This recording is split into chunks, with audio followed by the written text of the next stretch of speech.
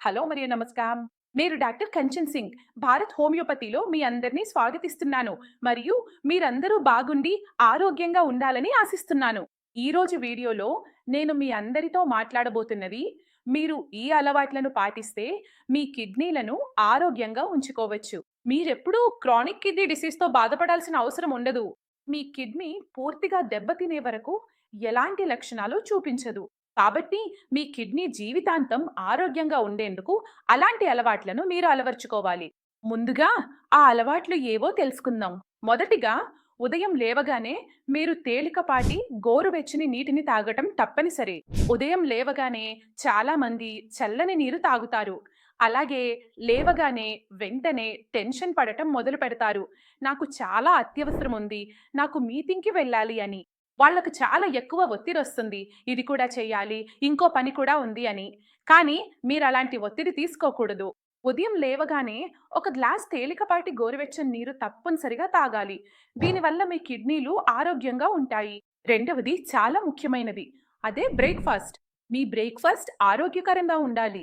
మీరు ఆరోగ్యానికి హానికరమైన బ్రేక్‌ఫాస్ట్ తీసుకుంటే నెమ్మదిగా మీరు లైఫ్ స్టైల్ డిజార్డర్స్ వైపు వెళ్ళిపోతారు. ఉదాహరణకు high blood pressure, high blood sugar మరియు లైఫ్ స్టైల్ డిజార్డర్స్ వంటి సమస్యలు. ఇది ముందుగా మీ కిడ్నీలను డ్యామేజ్ చేస్తాయి. మీ బీపీ, షుగర్ ఎప్పుడు మీ శరీరంలోకి వచ్చాయో కూడా మీకు తెలియదు. మీ కిడ్నీ సగానికి మించి డ్యామేజ్ అయినప్పుడు, లేదా మీరు యాదృచ్ఛికంగా రూటీన్ చెకప్ చేయించుకున్నప్పుడు మాత్రమే మీకు తెలుస్తుంది. అప్పుడు మీకు డయాగ్నోస్ అవుతుంది, అవును, మీరు బీపీ మరియు షుగర్ రోగులుగా మారిపోయారు అని. మీరు సమయానికి బీపీ, షుగర్‌కు చికిత్స చేయించుకుంటే మీ కిడ్నీని రక్షించుకోవచ్చు. కానీ సమయానికి మీకు బీపీ, షుగర్ గురించి తెలియకపోతే మీరు మీ కిడ్నీల పనితీరును మరింతగా డిస్టర్బ్ చేస్తారు. ఇది పూర్తిగా చెడిపోయినప్పుడు మాత్రమే మీకు తెలుస్తుంది మీరు క్రానిక్ కిడ్నీ డిసీజ్ రోగి అని. అందువల్ల అత్యంత ముఖ్యమైన విషయం ఏమిటంటే మీ బ్రేక్‌ఫాస్ట్ ఆరోగ్యకరంగా ఉండాలి. వేపుల పదార్థాలు తినకూడదు మరియు సమతుల్య ఆహారం తీసుకోవాలి. అంటే ఫైబర్ కూడా ఉండాలి, ప్రోటీన్ కూడా ఉండాలి, ఇంకా మిగతా పోషకాలన్నీ మీ ఆహారంలో ఉండాలి. ఫైబర్ అంటే ఓట్స్, దలియా, పోహా, చీలా వంటి వాటిని తీసుకోవచ్చు. ఇది మీరు మీ బ్రేక్‌ఫాస్ట్‌లో చేర్చుకోవచ్చు. మరియు మరో విషయం, పండ్లు కూడా తినడం చాలా అవసరం. యాంటీ ఆక్సిడెంట్లున్న పండ్లను తినండి. ఇవి మీ కిడ్నీపై వచ్చే ఎలాంటి ఒత్తిడిని తగ్గించడంలో, వాపును తగ్గించడంలో, ఇన్‌ఫ్లమేషన్‌ను తగ్గించడంలో సహాయపడతాయి మరియు మీ కిడ్నీ ఆరోగ్యంగా ఉండేలా చేస్తాయి. మూడవ ముఖ్యమైన విషయం, మీరు తప్పకుండా మీ రోజువారీ జీవనశైలిలో చేర్చుకోవాలి. అది వ్యాయామం. వ్యాయామం. చాలామంది వ్యాయామం చేయడం ఇష్టపడరు. కానీ మీరు వ్యాయామం చెయ్యకపోతే లైఫ్ స్టైల్ డిజార్డర్‌లు వచ్చే అవకాశాలు చాలా ఎక్కువగా ఉంటాయి. ఉదాహరణకు బీపీ రావడం, షుగర్ రావడం, హైపోథైరాయిడిజం రావడం, లేదా మీ బరువు పెరగడం వంటి సమస్యలు. ఈ కారణాలన్నీ మీ కిడ్నీకి నష్టం కలిగించడానికి చాలిపోతాయి. కాబట్టి తప్పకుండా వ్యాయామం చేయండి. ఐదవది, మీరు మీ అలవాట్లలో మార్పు తీసుకురావాలి. అది స్ట్రెస్‌ను తగ్గించడమే.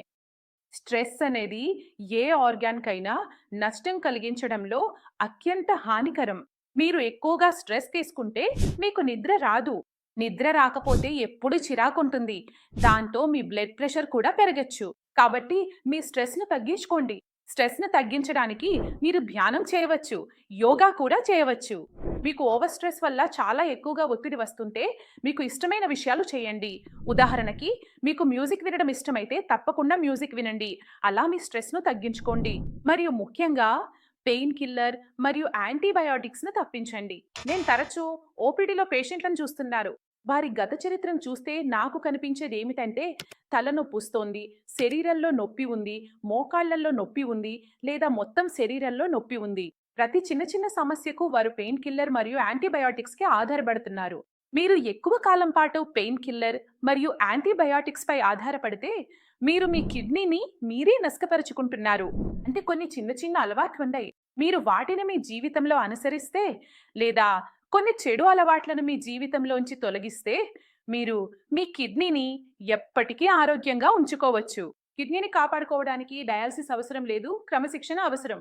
మీరు అన్ని విషయాలను పర్ఫెక్ట్‌గా, సమతుల్యంగా, రూటీన్‌ను అనుసరిస్తూ చేస్తే మీ కిడ్నీ ఎప్పుడూ నష్టపోవడం జరగదు.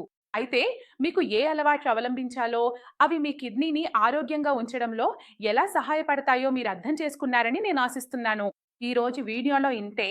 తర్వాతి వీడియోలో మళ్ళీ కలుద్దాం. అప్పటి వరకు ధన్యవాదాలు.